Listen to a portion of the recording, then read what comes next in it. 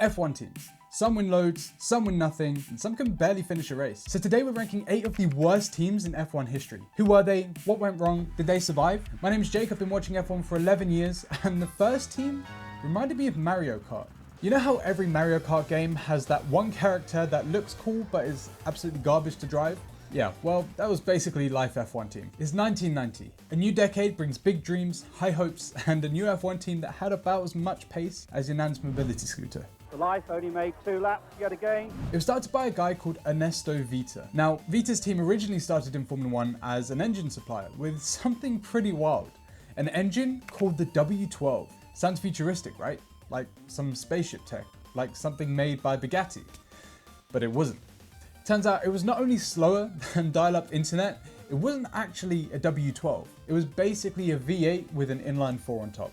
And it was slow. But Ernesto didn't care about the haters. So he decided to buy an F3000 chassis and strap his engine on the back of it. I think the best way we can highlight how bad this car was is perfectly shown by their first race at the US Grand Prix in Phoenix.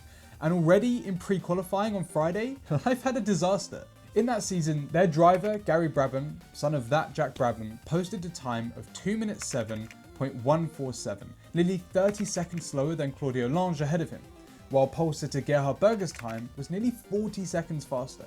I mean, let's put that in context, right? I mean, if you were Gerhard Berger, you could have done the entire lap of Phoenix and then got to Sector 3 of Austria in the time it took Gary to do his fastest lap. Even the guy who actually qualified in last place for the race was still 34 seconds faster. I mean, at a certain point, it's no longer a gap. I mean, that's like a different postcode. The engine performed so badly, it had a top speed that was about 85 kilometers an hour slower than the fastest engine. And reliability? Forget about it. One race day, the car only completed 2 laps before the engine overheated. The life only made 2 laps yet again. And what's so funny about this team is that despite being an absolute dumpster fire of Formula 1, life somehow became iconic. They're legendary not because they succeeded, but because they failed so spectacularly. I mean, they've done runs at Goodwood and everything. But I know what you're thinking. How did this team last in Formula 1? Well, they didn't. Life endured only 14 rounds of the 1990 championship before withdrawing from the sport forever. Now, ranking this glorious disaster? Well, it's absolutely S tier for comedy value alone. I mean, life wasn't just bad, they were the worst. On to team number 2 then. We're still in the 80s. You've got Senna and Prost trying to unalive each other, McLaren dominating, and Ferrari, well, being Ferrari. Meanwhile, tucked away at the back of the grid, there's a little Italian team called Scuderia Coloni, which means settlers. And that's pretty much what they did in F1. Coloni was basically what you get if Ferrari ordered their car from Wish. Big Italian dreams, tiny Italian budget. Their entire existence in F1 was kind of like turning up to a gunfight with a spoon. But hey, at least we're ambitious, right? Well, as the translated name Settlers suggests, they were not. And the beauty of it was that their car wasn't just slow, it struggled to even qualify. We're talking consistent DNQs. In fact, between 1987 and 1991, they entered 82 races, which is impressive, but only managed to qualify for just 14. I mean, that's a worse success rate than my attempts at clean overtakes in F1 Open lobbies. But it gets better. At one point, Subaru, the guys famous for rally cars, thought it was a good idea to join forces with Coloni. Now, a flat 12 engine sounds amazing on paper and with headphones on. But the problem is, it was heavier than a small family hatchback and about as reliable as my Wi-Fi. Obviously, it failed miserably. Subaru rebelled pretty quick, and by 1991, Coloni was left to finish their F1 dream alone. And by finish, I mean pack up and leave without anyone noticing. Coloni eventually sold their team to Andrea Moda, another legendary disaster which we will get into next. I'm going to give them a ranking of S. Now let me tell you about what Coloni became next. This was an F1 team that was basically the racing equivalent of that friend that says, let me cook, and then immediately sets the kitchen on fire. Now, Scuderia Coloni, well, they were sold to a guy called Andrea Sassetti, a shoe designer, and he called the team Andrea Moda Formula, and this was probably the weirdest, most chaotic F1 team you've never heard of. It's 1992. Everyone else on the grid is busy trying to win races, but Andrea Moda, they're busy just trying to get a car out of the pit lane. Literally. I mean, this was not a Ferrari or McLaren challenger. Moda's cars barely qualified as cars, let alone F1 cars. But in 1992, they managed the impossible. They got out of pre-qualifying. That's not to say it was without some more drama. The driver who did it for them was the British F1 driver, Perry McCarthy. And this is a direct quote regarding the pre-qualifying session at Monaco. Round 6, remember that. the team still hadn't made a proper seat for me. So I had taken a beating inside the cockpit, but I kept my foot down and desperately tried to remember where the next corner was. I knew the tunnel was taken flat out on my first lap, but as I came back into daylight at 170 miles an hour, I was being bounced around so badly I had double vision, and I vividly remember speeding toward the tyre barrier, wondering if I should turn left or right. Anyway, I was called back to the pits and that was my run for the day. I mean, it's the 80s, man. No seat? What's the problem? Just, you know, a minor inconvenience, really. Just get on with it. Being serious, the sheer lack of attention that the team was showing him was bordering from shameful to just completely unsafe. To top things off, this is mental, Sassetti was then arrested mid-season for financial fraud. Because of course he was. And eventually, the FIA took one look at this circus and pulled the plug, banning the team outright. Honestly, it was probably for the best, but that is quite funny. So where do we rank Andrea Moda Formula? They didn't win races. They barely raced at all, actually. But I'm going to rank them S tier for comedy alone. Formula One's ultimate meme team. Although actually, maybe they're second to Ferrari. Next up, Team 3, EuroBrun. Proof that great partnerships on paper don't always work in real life. On paper, this team should have been a dream. You had Euro Racing, an Italian outfit ran by Gianpaolo Pavanello, the guy who led Alfa Romeo's F1 team in the early 80s, and you had Brun Motorsport, Swiss engineering muscle backed by Walter Brun, a slot machine tycoon with money to burn. Italy brought the racing passion, Switzerland brought the cash. You'd think it was a match made in Monaco. And in 1988, they arrived in Formula One with confidence. They had a shiny new Cosworth V8 pumping out about 600 horsepower.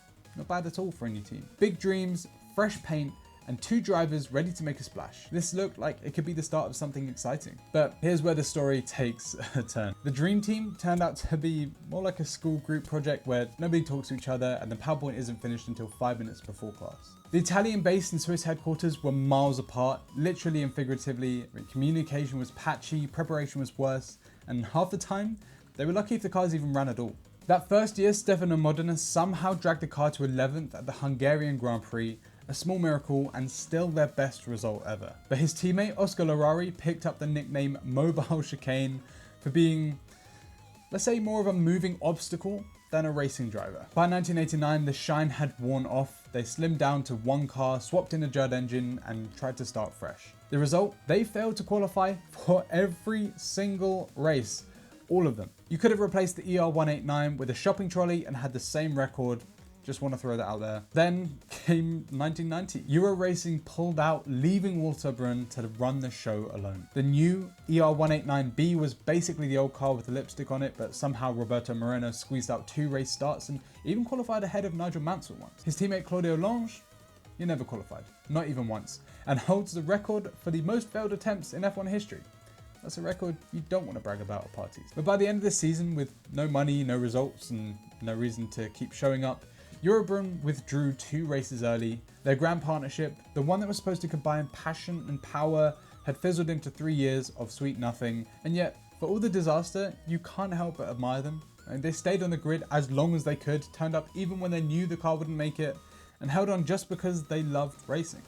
No points, no trophies, but pure stubborn racing spirit. EuroBrun proved that even in failure, you can still leave your mark, just not necessarily on the scoreboard. I'm going to put them in B.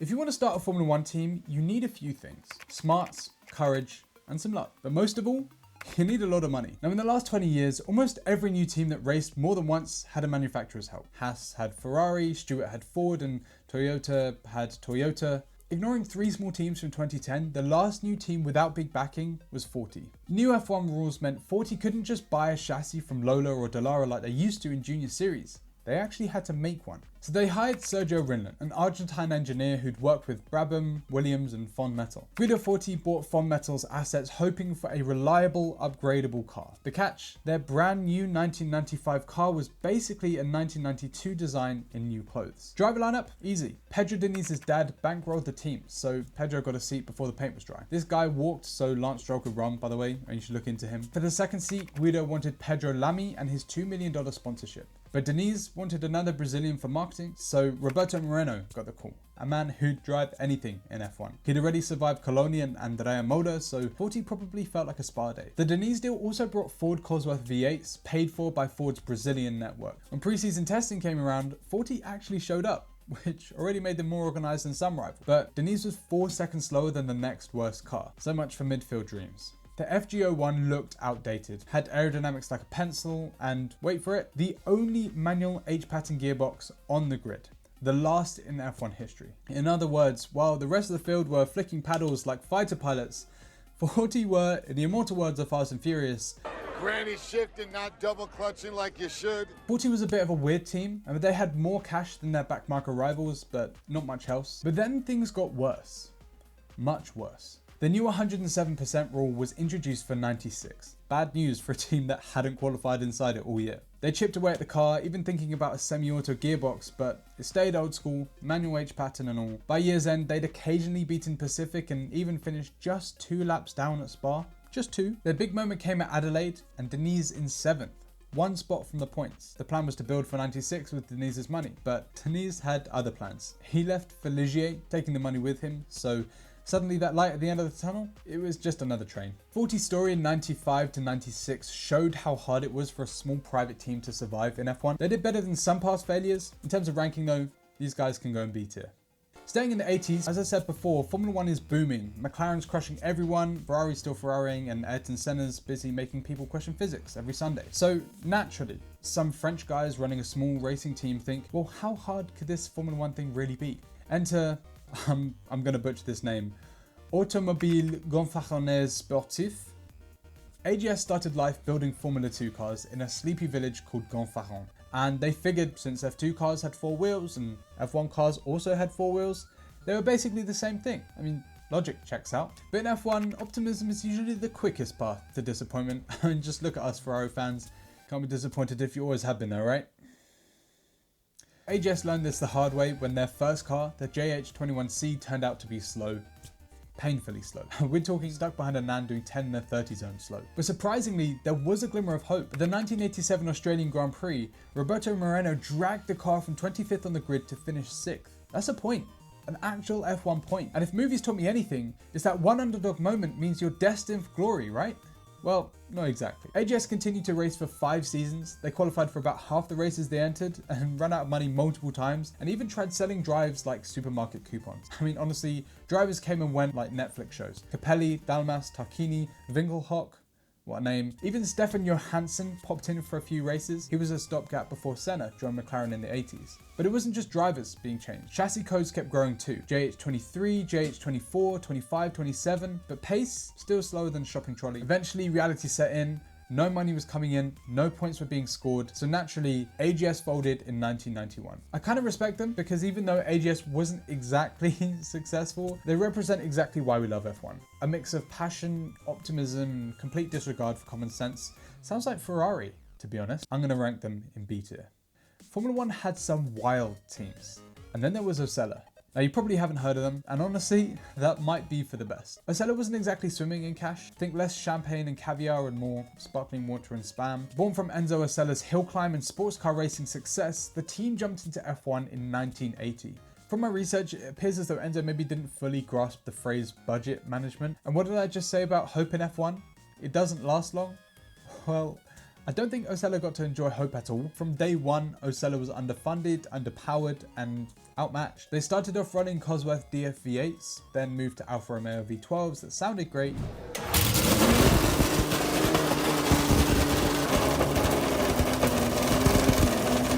But drank fuel like a 60s big block V8. And then there was the drivers. Whether it was Eddie Chiva or Giancarlo Genzani, they often found themselves racing the qualifying clock more than the actual grid. I mean, one year they only finished a single race all season. I mean, at some point, you've got to question if it's bad luck or if it's a lifestyle. It seemed like the team was never going to be competitive from the get-go. Their first car, the FA1, was basically a slightly tweaked Alfa Romeo hand-me-down. Over their decade-long stint in Formula 1, Osella entered a staggering 132 races. Guess how many they won? 0, that's right. Podiums? None. Points finishes? Well, actually there were 2. The 1982 San Marino Grand Prix and the 1984 Dallas Grand Prix, which was an incredibly notorious race. A driver passed out. I'll talk about it more in my abandoned F1 tracks video here. But their cars had an unfortunate habit of spontaneously retiring, sometimes dramatically, sometimes hilariously, but always predictably. In 1990, Enzo Osella sold his shares in the team to metalwork magnate Gabriele Rumi as part of a sponsorship deal with Rumi's Fond Metal company.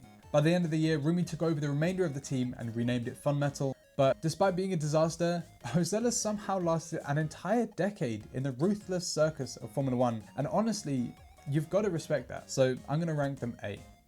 Okay, shifting the timeline back a decade, it's 1984 and Formula One is booming. So naturally, a wealthy businessman named John McDonald thought, you know what F1 really needs right now? A British team sponsored by a mysterious cigarette brand no one's ever heard of. Enter Ram Racing. See, Ram had everything going for it, except money, speed, reliability, or results. But apart from that, they were golden. During their 4 seasons in Formula One, Ram Racing's list of highlights was, let me just check my notes. Yeah, it's empty. Although to be fair, there was a good reason for this. The brand new team was racing against the likes of Prime, McLaren, Honda, and legends like Senna, Prost, and Mansell. Even with the reliability issues that were common in the sport, you were very unlikely to stumble into a good result or two. Ram competed in over 30 Grand Prix and scored exactly 0 points. It was so bad they turned finishing races into their own version of winning. So a slow car, an ugly car, and no results. How on earth did Ram manage to survive for 6 whole years in F1 while achieving nothing? Well, mainly by constantly changing chassis, engine, drivers, and sponsors, hoping one day the stars would align. Spoiler alert, they didn't. Ram F1 team left the sport in 1985. I'm going to rank them in C tier. But while these teams may have been slow, at least they weren't broke from one mistake. Because there's one F1 team who managed to rack up a penalty so big, it could have funded every team on this list for multiple seasons. And the craziest part, it wasn't even for something that happened during a race. If you want to know what the heck I'm talking about, click here. You're not going to believe this.